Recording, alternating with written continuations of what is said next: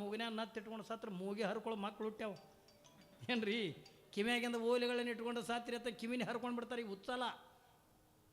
ಮೊನ್ನೆ ಕೇಳಿರಿಲ್ಲ ನೀವು, ತಾಯಿ ಸತ್ವಗಳ ಕೊಳ್ಳಾಗ ಹಾಕಿ ಕೊಳ್ಳಾಗ ಒಂದು ಸರ ಇತ್ತತ್ತ, ಅದು ಹೂವು ಹಾಕ್ಯಾರ ಕಂಡಿಲ್ಲ, ಅದು ಹಾಗೆ ಒಯ್ದು ಮಣ್ಣು ಮಾಡ್ಯಾವ.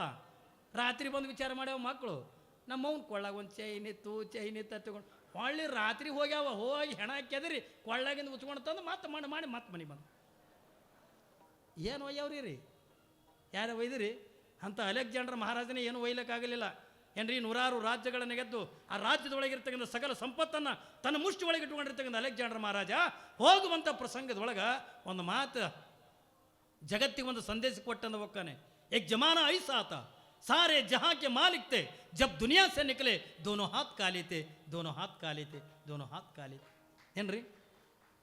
ನಾವು ಹೋಗುವಂಥ ಪ್ರಸಂಗದೊಳಗಿಂದ ಎರಡೂ ಕೈಗಳನ್ನು ಖಾಲಿ ಇಟ್ಕೊಂಡೇ ಹೋಗೋದು. ಇರುತ್ತನೇ ರೊಕ್ಕ, ಇರುತ್ತನೇ ಬಂಗಾರ, ಇರುತ್ತನೇ ಬೆಳ್ಳಿ, ಇನ್ನೊಬ್ಬರಿಗೆ ಮೋಸ ಮಾಡಿ, ಇನ್ನೊಬ್ಬರಿಗೆ ಅನ್ಯಾಯ ಮಾಡಿ, ಇನ್ನೊಬ್ಬರಿಂದ ಕಿಸೆ ಕತ್ತರಿಸಿ ಇಟ್ಟೆಲ್ಲ ಗಳಿಸಿಟ್ಟಿರ್ತಕ್ಕಂಥ ಸಂಪತ್ತೇನದಲ್ಲ, ಇದು ಯಾರ ಜೊತೆಯೊಳಗಿಂದ ಬರ್ತದೆ ತಿಳ್ಕೊಂಡ್ರೆ ಯಾವ ರಾಜ ಮಹಾರಾಜ ಅಲ್ಲ. ಎಂದು ಜಗತ್ತು ಹುಟ್ಟ್ಯಾದ ಏನ್ರಿ, ಎಲ್ಲಿ ತನ ಜಗತ್ತಿರ್ತದ ಅಲ್ಲಿ ತನ ಎಷ್ಟು ಮಂದಿ ಸಾಯ್ತಾರ, ಎಲ್ಲರದು ಬರೀ ನೋಡಿ ಹತ್ತು ಬರೋದೇ ಹೊರತಾಗಿ ಏನು ಒಯ್ಲಕತ್ತಾನೆ ಅವ್ವ ಎಲ್ಲ ಇಲ್ಲೇ ಬಿಟ್ಟ ನೋಡಿ ಅಕ್ಕ. ಮಣ್ಣು ಕೊಡಕ್ಕೆ ಹೋದಾಗ ಅಳ್ತಿರಿಲ್ಲ, ಇದು ಸ್ಮಶಾನ ವೈರಾಗ್ಯ. ಅವ್ನು ನೋಡಿ ಎಷ್ಟು ಗಳಿಸಿದ್ನೆ ಅವ ಏನು ಒಯ್ದಾಕ ಎಲ್ಲ ಇಲ್ಲ.